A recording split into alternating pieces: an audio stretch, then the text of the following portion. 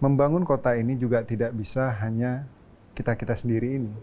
Kita harus merangkul seluruh elemen, seluruh masyarakat, seluruh organisasi, dan juga elemen-elemen lainnya, terutama partai politik. Jadi seluruh partai politik ini kita ingin merangkul semuanya. Karena kita ingin mempunyai kesamaan visi misi kita dalam membangun kota ini ke depan. Nah, kota ini memerlukan pikiran-pikiran yang banyak. Halo Sobat Media Indonesia, saya Dinda Sabrina. Saat ini saya sedang bersama dengan tokoh politisi muda dari Partai Nasdem, yaitu Mas Riko Waas. Mas Riko merupakan salah satu kader muda dari Partai Nasdem, saat ini menjabat sebagai Wakil Ketua DPW Sumatera Utara ya Mas? Betul, Wakil Ketua DPW Partai Nasdem Sumatera Utara. Oke, baik. Sebelum kita mengulik lebih jauh terkait pencalonan Mas Riko di Wali Kota Medan, saya ingin tahu dulu nih terkait background kenapa sih Mas Riko terjun ke dunia politik? Apa yang membuat Mas Riko ingin terjun ke dunia politik? Ya, sebenarnya ini tercebur ya. Oh, tercebur. Tercebur sebenarnya. Tapi memang dari saya masih kuliah itu keinginan masuk dunia politik itu tinggi.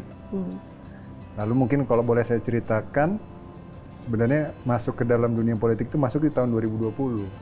2020. Iya, karena pada saat itu juga pencalonan wali kota Medan pada masa itu, saya sudah mau masuk ke sana, didorong untuk masuk ke sana, namun pada saat itu belum.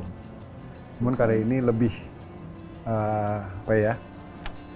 lebih konkret yang kita rencanakan sehingga tahun 2024 inilah masanya. Lalu keinginan masuk itu tentu karena adanya ingin memberikan kontribusi apa yang kita miliki untuk masyarakat yang lebih luas. Mungkin dulu kita bisa bantunya hanya 1, 2, 3, 4 orang. Tapi kita masuk ke dalam dunia politik ini kita bisa membantu jauh lebih banyak orang lagi. Sehingga itulah passion yang ada di dalam diri saya ini ingin terjun ke dalam dunia politik. Tapi kenapa Medan, Mas? Kenapa? Medan, karena saya lahir di Medan. Lahir di Medan, memang saya besar di Medan dari mulai TK, SD, SMP, SMA di Medan.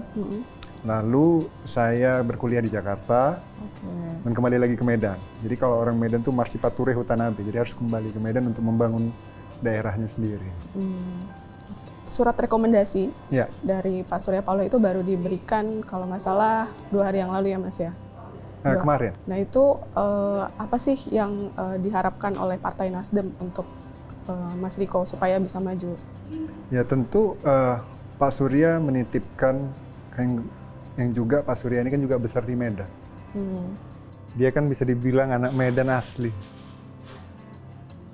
Jadi dia mengharapkan bagaimana kota Medan yang dia cintai itu nanti ke depannya jauh lebih baik. Jauh lebih nyaman, lebih aman, layak. Dan orang Medan sendiri itu bangga bisa tinggal di kota Medan. Mempunyai rasa kebanggaan yang luar biasa akan kotanya, karena kotanya itu betul-betul luar biasa nanti ke depannya. Jadi harapan Pak Surya tentunya bagaimana kita apa-apa yang belum selesai tentu harus diselesaikan dan juga yang masih kurang rasanya harus diperbaiki. Dan tentunya kita harus menunjukkan keseriusan kita dalam membangun kota ini nanti ke depan. Mas, terkait kesiapan menghadapi pilkada gimana Mas sejauh ini? Tentu kami sudah menyiapkan struktur-struktur pemenangan mulai dari segi partai maupun segi personal, tapi tentunya yang paling pertama adalah kesiapan mental, fisik, dan juga salah satunya adalah ikhtiar dan doa. Itu yang paling penting, karena apapun yang kita rencanakan semuanya itu berpulangnya kepada Tuhan Yang Maha Kuasa. Terkait pasangan dari Mas Riko sendiri itu udah fix dengan Mas Zaki? Dengan Bang Haji Zakiuddin Harahap. Itu udah fix tuh ya? Fix. Terkait partai-partai pengusung sejauh ini seperti apa? Partai pengusung sampai saat ini adalah tentu kita Partai Nasdem dan Gerindra dengan komposisi wali kota Partai Nasdem dan wakil wali kotanya Gerindra. Namun saya sampaikan membangun kota ini juga tidak bisa hanya kita sendiri ini. Kita harus merangkul seluruh elemen, seluruh masyarakat, seluruh organisasi dan juga elemen-elemen lainnya, terutama partai politik. Jadi seluruh partai politik ini kita ingin merangkul semuanya. Karena kita ingin mempunyai kesamaan visi misi kita dalam membangun kota ini ke depan. Nah, kota ini memerlukan pikiran-pikiran yang banyak. Karena begitu kompleksnya masalah yang ada di Kota Medan ini, kita membutuhkan pikiran-pikiran yang lebih konstruktif untuk membangun kota ini. Dan kita mengharapkan seluruh partai ini bisa memberikan kontribusi dan aspirasinya kepada kita untuk kita lebih luaskan lagi apa yang mereka harapkan. Karena setiap partai ini mempunyai keinginan bagaimana membangun bangsanya, negaranya, kotanya. Pasti punya aspirasi tersebut. Dan kita ingin seluruh partai ini bisa ikut turut serta dalam perjuangan kita ini. Oke. Sebelum saya masuk ke persoalan di Medan gitu ya, sejauh ini dari Mas Riko sendiri sudah bersilaturahmi dengan partai apa aja nih? Baik. Tentu yang paling pertama, setelah saya dideklarasikan pertama ya, mungkin tanggal saya dideklarasikan sendiri, itu 20 Juni yang lalu. Lalu saya langsung Partai Gerindra, sebelum kita dipasangkan. Nah, setelah itu kita dipasangkan dengan Bang Zaki, saya pun juga bersilaturahmi ke Partai Keadilan Sejahtera. Selanjutnya kita ke Partai Amanat Nasional Kota Medan, dan juga ke Partai Golkar di Medan. Kita sudah bertemu dengan partai-partai tersebut, namun kita juga akan bersilaturahmi dengan partai-partai lainnya. Mungkin agendanya sekitar minggu depan kita akan berkunjung ke partai-partai lainnya. Oke. Tapi sejauh ini yang prioritas untuk didekati? Semuanya prioritas. Semuanya prioritas. Seluruh partai ini adalah bagi saya adalah partner yang baik dalam kita berjalan di dalam perjuangan pilkada kita ini. Tidak ada yang berat sebelah, saya rasa. Karena semuanya itu punya kontribusi yang sama. Semua partai ini memiliki keinginan untuk merubah kota ini menjadi lebih baik. Jadi tidak ada yang bersekat. Nah, itu yang juga saya sampaikan kepada partai-partai. Saya ke depannya tidak ingin memiliki sekat-sekat antar partai. Tapi kita berkolaborasi bersama untuk membangun kota ini menjadi lebih baik. Tadi Mas Riko sempat bilang gitu ya, ada banyak persoalan di Kota Medan. Apa sih persoalan yang paling krusial di sana gitu? Dan hal pertama atau masalah pertama apa yang ingin Mas Riko selesaikan ketika sudah terpilih menjadi wali kota Medan? Tentu ada beberapa daerah yang mempunyai permasalahan yang sangat sangat mendasar. Salah satunya di bagian Medan Utara, yaitu adalah banjir rob yang selalu hadir ke mereka. Itu menjadi salah satu fokus utama saya untuk di bagian Medan Utara. Lalu tentunya kita mengharapkan Medan ke depan itu secara pendidikan itu tetap menjadi punya pendidikan yang unggul. Lalu kesehatannya itu juga pelayanannya semakin baik. Kita harapkan satu lagi adalah tentang lapangan pekerjaan. Jadi hal-hal yang paling mendasar ini menjadi fokus utama kita juga, yaitu tadi banjir yang di bagian Medan Utara, lalu tentang kesehatan, pendidikan, dan juga lapangan pekerjaan. Lalu kita akan fokus juga tentang infrastruktur yang sedang berjalan ini. Dan infrastruktur yang sedang berjalan ini harusnya diselesaikan. Sehingga masyarakat bisa mendapatkan benefitnya, bisa mendapatkan keuntungannya. Jadi dia tidak boleh terbengkalai, sehingga insya Allah kalau misalnya kita memimpin Kota Medan ke depan, yang sudah sedang berjalan sekarang, itu harus kita selesaikan. Nah, apa-apa nanti infrastruktur yang akan terbangun ke depan, juga harus juga berpulang kepada masyarakat, kebutuhan masyarakatnya juga. Tapi itu yang menjadi prioritas utama kita. Tentu ada tambahan-tambahan lain, seperti keamanan, kebersihan, ya kan? Itu juga menjadi prioritas saya juga. Tadi kita sempat ngobrol-ngobrol juga ya Mas, sebelum tapping gitu. Mas bilang di bagian utara itu kan keras gitu ya. Medan aja udah keras nih, bagian utara Mas bilang lebih keras lagi gitu. Ya. Itu tantangan terbesarnya gitu ya untuk menghadapi persoalan itu, kayak tadi ada banjir, terus juga masalah keamanan, terus angka pengangguran segala macam. Itu konkretnya akan melakukan apa? Baik, sebenarnya kalau misalnya dibilang keras, bukan keras ya. Mungkin mereka lebih tangguh. Tangguh. Dan juga permasalahannya cukup kompleks. Lalu pertama tadi yang saya sebutkan adalah tentang permasalahan banjir. Nah, sekarang pemerintah sedang membangun benteng-benteng yang ada di bagian utara. Itu harus selesai dulu. Lalu harapan saya ke depan adalah kita juga membangun hutan-hutan mangrove lagi yang belum ada. Nah, tentu kita akan lihat pemerintah juga sedang membuat rumah-rumah pompa, sehingga nanti apabila banjir rob itu datang, pompa itu akan bisa mengembalikan ke tempatnya lagi, sehingga debit airnya di masyarakat itu cepat menurun. Lalu tentang pendidikan. Pendidikan itu menjadi fokus juga karena ada kemungkinan kita membutuhkan banyak lagi kuantitas tempat pendidikan. Baru kita bicara tentang kualitasnya. Kuantitas tempat pendidikan ini harus kita cek benar sehingga tidak lagi ada anak-anak yang tidak bersekolah. Karena harapannya adalah kita mempunyai masyarakat yang 12 tahun sekolah itu terlengkapi semuanya. Plus juga nanti kita ingin punya life skill mereka itu kita tambahkan. Ada life skill sehingga nanti kalau udah sekolah tetap punya life skillnya apa gitu ke depan.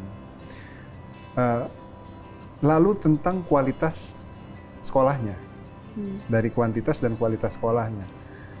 Kita membutuhkan anak-anak yang nantinya tercipta unggul. Sehingga harapan saya adalah gimana kita mendorong para pengajar-pengajar ini juga bisa memberikan ilmu-ilmu yang juga sekarang kita dunia kan makin lama makin modern ya. Nah kita harus adaptif juga nih para pengajar supaya anak-anak yang nanti ini semakin lama semakin adaptif di perkembangan zaman juga. Nah selanjutnya juga kita harapkan juga masyarakat yang tadi udah punya life skill juga itu juga membantu nanti lapangan pekerjaan mereka. Nah ini juga mempunyai siklus juga karena begini, kita juga punya permasalahan tentang lapangan pekerjaan di Kota Medan. Nah, kita harapkan bahwasanya kita akan menghadirkan keadilan untuk seluruh masyarakat di Kota Medan, sehingga orang-orang yang tinggal di Kota Medan itu tetap bisa mendapatkan pekerjaan yang di sana. Jangan sampai di daerah-daerah tertentu, karena mereka ber-KTP di satu kecamatan tertentu, mereka tidak bisa bekerja di sana. Nah, ini kita harus ciptakan keadilannya. Sehingga seluruh masyarakat yang di Kota Medan, mereka percaya dan merasa nyaman di Kota Medan. Medan ini milik mereka. Sehingga mereka itu bisa bekerja di tempat mereka ini. Nah, yang kita harapkan ini bisa kita dorong dan kita harus mencari solusi juga. Apabila mereka tidak mendapatkan pekerjaan tersebut, apa solusinya? Alternatifnya? Alternatifnya apa? Nah, alternatifnya kita juga akan mendorong tempat-tempat produksi, yaitu industri-industri kecil yang nantinya memungkinkan untuk mendapatkan lapangan-lapangan pekerjaan baru. Contoh ya, misalnya satu industri kecil aja bisa saja menyerap 5-10 orang pekerja. Nah, kita ingin mendorong industri kecil ini kita buat di multipliers lebih banyak lagi. Sehingga yang mungkin nantinya tidak mendapatkan lapangan pekerjaan tersebut bisa dialihkan ke industri-industri tersebut. Mas, angka pengangguran di sana itu seberapa parah sih memangnya di Kota Medan ini? Cukup memprihatinkan karena banyak laporan kepada saya yaitu orang yang ber-KTP di Kota Medan malah sulit bekerja di Kota Medan, di daerah-daerah tertentu. Nah, ini menjadi keprihatinan kita karena kita mengharapkan sebuah kota yang kita tinggali itu menjadi kota yang layak huni, layak tinggal, mereka itu berbahagia di kotanya. Nah, karena permasalahan seperti inilah yang saya akan solusikan bagaimana caranya lapangan pekerjaan tersebut bisa terserap lah untuk masyarakat kita, dan itu menjadi fokus kita. Tadi soal pendidikan tadi Mas Riko sempat bilang kuantitas tempat pendidikan di Kota Medan itu masih sangat minim gitu ya? Enggak, maksudnya ada beberapa daerah tertentu. Oh, hanya daerah tertentu saja? Yang masih agak kurang. Misalnya di bagian utara mungkin sekolah dasarnya masih kurang. Nah, ini harus kita cari solusinya untuk hal tersebut. Saya sempat baca data juga Mas, literasi di Kota Medan itu kan masih belum sampai 50%. Nah, ini kalau misalnya Mas terpilih menjadi wali kota, apa nih konkretnya untuk meningkatkan literasi di Kota Medan? Literasi ini kan berarti kan sebenarnya kesukaan bagaimana orang mau membaca, mau belajar. Sebenarnya kita harus bisa adaptif sama perkembangan zaman, kalau saya. Sekarang apa sih yang paling dekat kita baca? Gadget. Nah, ini kan sebenarnya bisa menjadi alat untuk orang itu membaca. Nah, tapi konteks apa yang dibacanya ini yang harus menjadi kualitas. Nah, inilah yang harus kita pelajari benar, bagaimana orang itu bisa kita ajak untuk meningkatkan literasinya mereka. Karena apa? Medan itu salah satu kota yang budayanya itu melting pot antar suku dan budaya. Nah, dengan begitu sebenarnya literasinya kan begitu banyak. Betul. Ada di sana ada orang Melayu, ada orang Batak. Ya, Batak macam-macam, ada Toba, Mandeling, ya, ada pesisir. Nah, ini dengan begitu banyaknya budaya yang ada di Kota Medan, nah harusnya juga kita bisa menunjukkan kita punya narasi-narasi yang baik tentang kebudayaan ini. Nah, kita harus mengangkat lagi kebudayaan-budayaan ini, membuat rasa kebanggaan tentang kota ini, sehingga mereka mau melihat kembali apa sih literasi-literasi yang ada di kita. Nah, di situ kita akan mulai, mereka akan melihat track back ke belakang, apa sejarah-sejarah yang kita punya. Nah, di situ akan kita merangsang mereka untuk membaca kembali. Mereka keinginan belajar tentang kotanya. Yang paling pertama adalah bagaimana kita meningkatkan kecintaan sama kotanya, sehingga mereka mau belajar tentang kotanya. Di situ kita akan coba mendorong literasi-literasi ini. Nah, ini kan kesadaran masyarakat tentang literasi yang tadi datanya kita anggap rendah. Kita bisa mendorong mulai dari kecintaannya kotanya dulu, melihat apa yang kota ini miliki. Dengan situ kita bisa melihat kita punya literasi bermacam-macam ini. Nah, baru kita bisa, saya bilang tadi, tentang adaptasi modernisasi yang ada, yaitu kita punya gadget. Kita bisa bikin macam-macam aplikasi yang ada di gadget kita, gitu ya. Bahkan kita bisa tujukan mulai dari anak, mulai dari tingkat remaja, dewasa, ya kan, bahkan yang lansia, ya kita bikin literasi-literasi tersebut gitu, yang mereka nyaman untuk baca gitu. Nah, ini kita harus pelajari dan riset kembali apa yang diinginkan dibaca untuk masyarakat, sehingga mereka tidak hanya melihat video-video saja, tapi kita bisa meningkatkan kesukaan mereka untuk membaca. Karena kan bagaimanapun apa yang dilihat kita sekarang gampang sekali ya. Sekarang ada YouTube, ada TikTok. TikTok video cepat, mereka lihat 30 detik. Ya kan? Nah, bagaimana membaca ini kan harus memahami dulu konteks apa yang dibaca. Kesukaannya itu harus ditingkatkan dulu. Nah, kalau saya adalah bagaimana meningkatkan dulu kepercayaan diri kita tentang kecintaan kita sama kota kita ini dulu. Jadi budaya-budaya itu yang harus didorong. Karena di situ ada budaya, ada seni, ada literasi di dalam. Ya, karena kenapa saya tanyakan itu, karena itu berkaitan juga dengan peluang kerja masyarakat di sana gitu kan. Kalau misalkan pendidikannya lumayan gitu, bagus, pasti tentu peluang mereka untuk bekerja lebih bagus juga lebih besar gitu kan. Ya memang tadi tingkat pendidikan juga ya tentu menyambung dengan literasi juga ya, karena tingkat mereka itu suka membaca dan belajar. Mereka suka tentang mencari hal-hal yang baru, sehingga mereka adaptif dalam perkembangan zaman. Namun kita juga jangan lupa juga bahwasanya permasalahan ini tidak hanya itu saja gitu. Kita juga harus mengecek, ada juga beberapa perusahaan yang tidak adil juga dalam menyaring calon-calon pekerjanya. Nah, contoh misalnya ada spesifikasinya misalnya SMA sederajat, tapi bisa saja masuk ke dalam spesifikasi yang kadang-kadang nggak masuk akal. Misalnya harus bisa bahasa tertentu atau apa gitu kan. Ya kalau mungkin managerial level oke lah, gitu kan. Tapi kalau misalnya di tingkat mungkin yang tingkat yang bawah, saya rasa harusnya dibuka lebih lebar lagi. Nah, ini harapannya adalah kita juga bisa menciptakan keadilan tersebut. Kalau soal masalah kesehatan gimana, Mas? Nah, ini kesehatan ini menarik sebenarnya, karena kita sudah ada program tentang medical tourism di Kota Medan.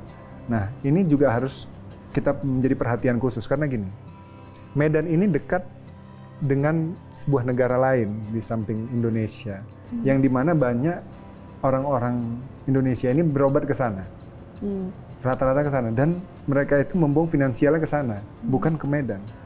Dan orang Medan sering ke sana. Nah, kita harus mengembalikan kepercayaan orang itu mau berobat di Medan. Nah, caranya seperti apa? Ya tentu satu, jangan sampai ada terjadi malpraktek. Jangan sampai terjadi salah diagnosa. Nah, karena hal-hal yang baik yang terjadi di Kota Medan, dokter-dokter yang berhasil dalam pengobatan mereka, apabila salah satu aja, diagnosanya salah, ini menyebar. Nah, kota ini saling mengenal satu sama lainnya. Jadi gampang tersebar bahwasanya wah di sini nggak baik, di sini nggak baik. Akhirnya semuanya bilang oh di Medan semuanya nggak baik. Padahal mungkin yang berhasil 1000 yang gagal 1.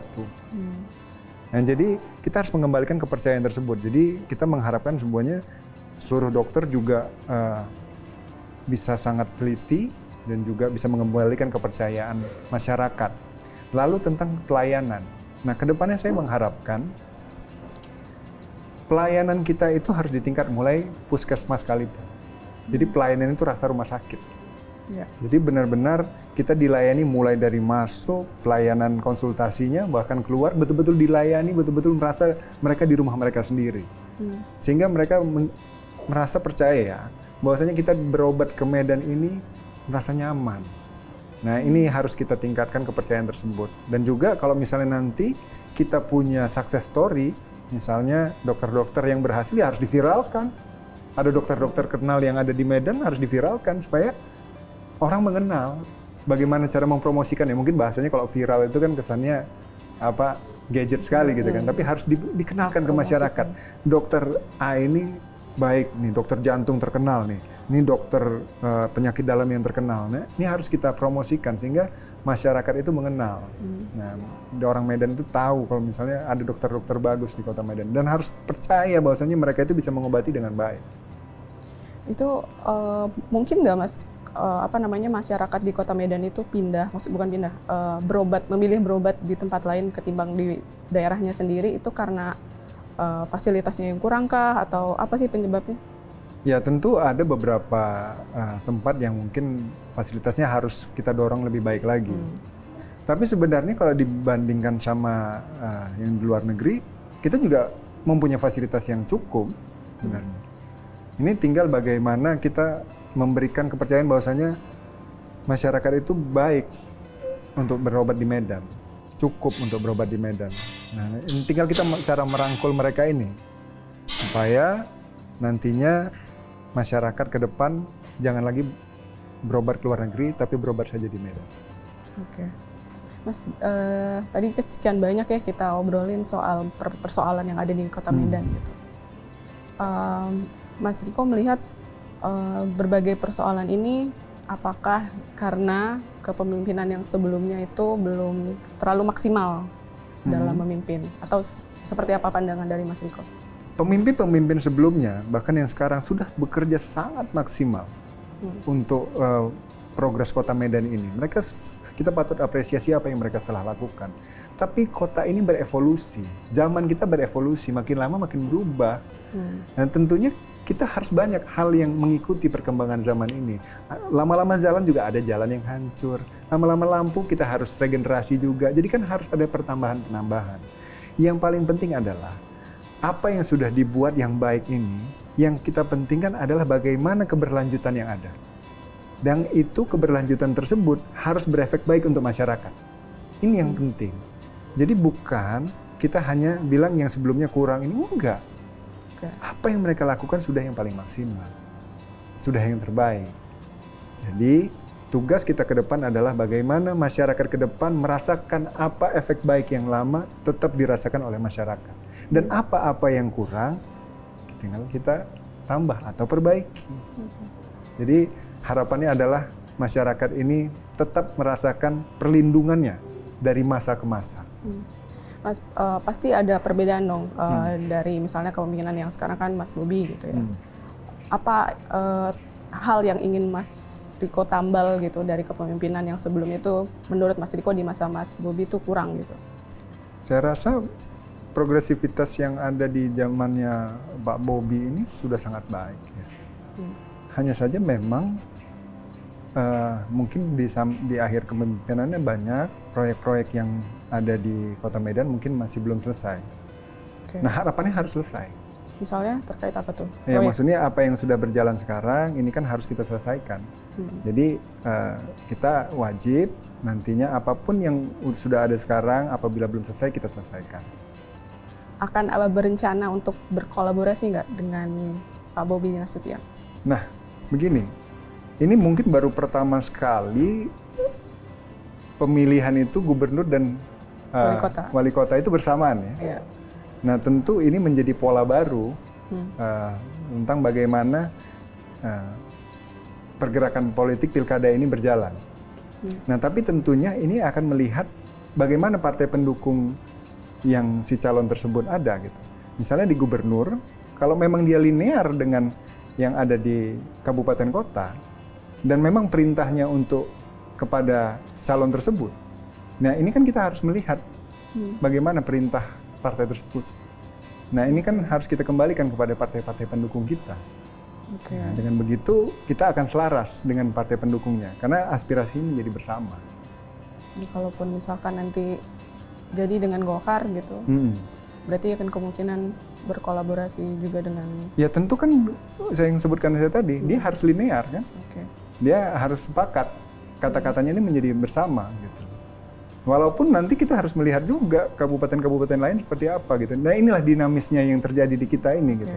Nah harapan saya adalah siapapun di antara kabupaten lainnya ataupun di kita sendiri, kita akan tunjukkan bagaimana profesionalisme kita, cara bekerja kita.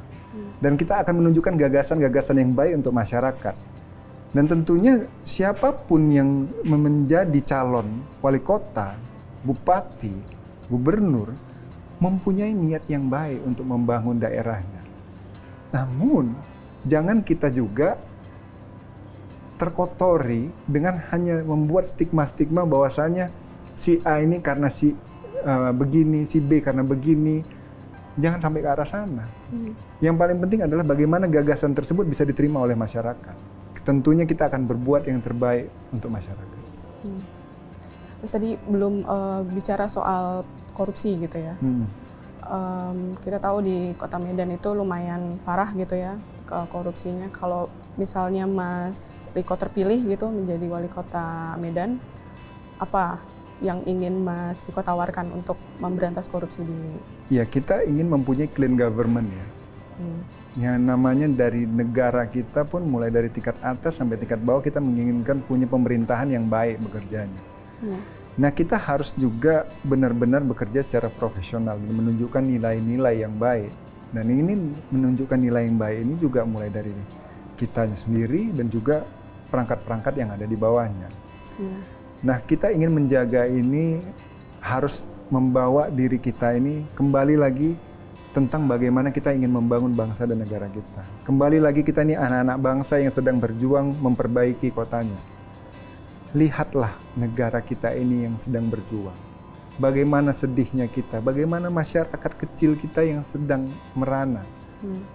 Coba lihat mereka, pandangi wajah mereka. Coba kembalikan ke kita, coba lihat. Tegakah kita pada mereka? Nah ini harus kita kembalikan ke diri kita. Jangan kita lakukan hal-hal yang rasanya jauh dari idealnya sebuah bangsa dan negara ini. Kita kembali lagi menjadi manusia yang baik.